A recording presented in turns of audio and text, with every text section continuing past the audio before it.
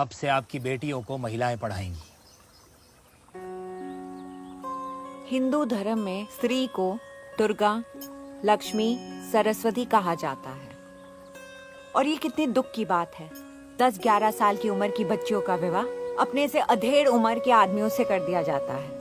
पत्नी की मृत्यु होती है तो पति दूसरा विवाह कर लेता है, परंतु जब स्त्री विधवा होती है तो उसका मुंडन करके जीवन भर उसको कष्ट दिया जाता है। ज्ञान अर्जित करने का अधिकार सिर्फ पुरुषों का होता तो भगवान सरस्वती माँ को ज्ञान की देवी नहीं बनाते। सिर्फ हिंदू धर्म में नहीं, हमारे मजहब के ठेकेदारों ने भी औरतों को गुलाम बनाए रखने के कानून बनाए हैं। पर अब वक्त बदल रहा है।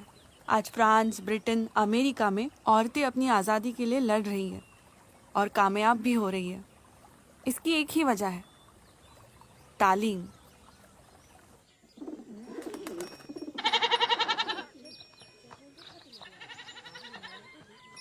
पंद्रह मई से हमारा स्कूल शुरू हो रहा है और मैं चाहती हूँ कि आप अपनी बेटियों को ज़रूर भेजें। अंग्रेजी तालीम लेने बेटियों को घर के बाहर भेजें? तालीम के लिए तो चीन तक जा सकते हैं, ऐसे हमारे हुजूर पाक ने फरमाया है। इल्म इबादत से बेहतर है, ये मैं नहीं कह रही, कुरान शरीफ में लिखा है।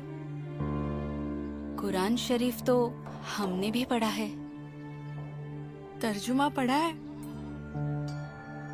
मुझे बताइए कि एक शादीशुदा औरत के फर्ज क्या होते हैं? शौहर की खिदमत करना, उसके लिए खाना बनाना, कपड़े धोना, झाड़ू पोछा, बर्तन, घर का ख्याल रखना, बच्चों की परवरिश, सास ससुर की खिदमत, और क्या। सही है, पर ये सारे फर्ज नहीं है।